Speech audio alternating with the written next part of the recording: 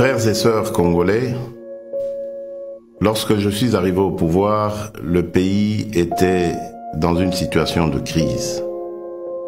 À la suite d'une longue période d'instabilité politique et d'incertitude, l'élection présidentielle qui a consacré notre victoire, votre victoire, continue de susciter beaucoup d'espoir partout dans notre pays et même au-delà de nos frontières.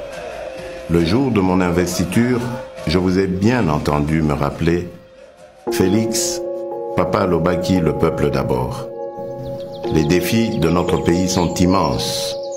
Les problèmes sont multiples, mais il n'est pas impossible d'y remédier et de commencer ainsi à changer les choses, à changer notre mode de vie en société.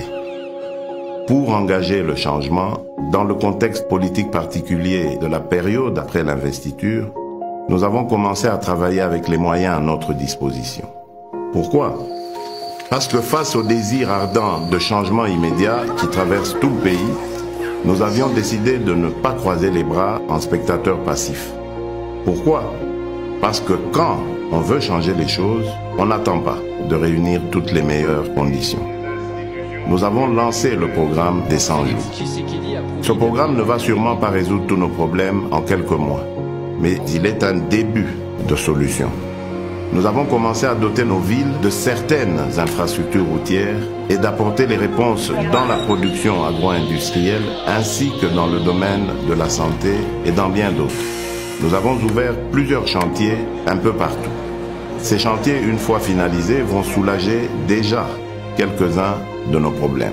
Certains d'entre nous pourront ainsi rentrer plus tôt chez eux et sans subir le stress des embouteillages, ou voyager plus facilement d'une ville à une autre, ou évacuer plus rapidement leurs produits et les acheminer vers d'autres marchés pour les vendre plus vite.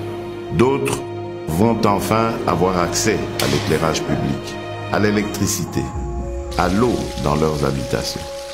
Le programme des 100 jours nous donne la preuve que par notre volonté, seuls nous pouvons trouver des solutions à nos propres problèmes et surtout apporter des changements positifs à notre cher pays. Le grand changement que nous attendons, le changement que vous souhaitez, ne sera possible que si chacun de nous tous, Congolaises et Congolais, adopte la même attitude responsable face aux problèmes et défis qui sont les siens, qui sont les nôtres. Le vrai changement commence par chacun et chacune d'entre nous. Nous devons changer et incarner le changement partout où nous sommes pour que le pays évolue.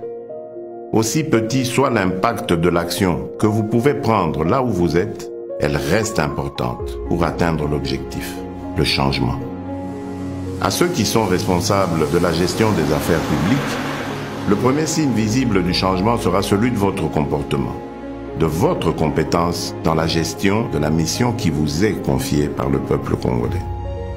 Nous sommes au service exclusif des Congolaises et des Congolais. Sachons désormais travailler pour le changement de notre pays. Mes chers compatriotes, chers frères et sœurs, je rêve d'un Congo meilleur. Nous avons le devoir de construire un Congo meilleur où tous les enfants, filles et garçons, ont droit à l'éducation, à la santé. Un Congo où aucun enfant ne dort dans la rue ni ne meurt de faim. Un Congo où toute personne orpheline, veuve, vulnérable ou vivant avec handicap est accompagnée par les institutions de l'État. Un Congo débarrassé de la haine et du tribalisme. Un Congo où nos femmes ne sont plus violées tous les jours. Un Congo où il n'y a plus de guerre. Un Congo où il n'y a pas une province contre une autre province. Un Congo où il n'y a pas ceux de là-bas et ceux d'ici. Un Congo où il n'y a pas ceux d'une église contre ceux d'une autre église. Un Congo où il n'y a pas un camp politique contre un autre camp politique. Je veux un Congo où il n'y a qu'un seul camp, le camp des Congolais unis et fiers de notre riche diversité.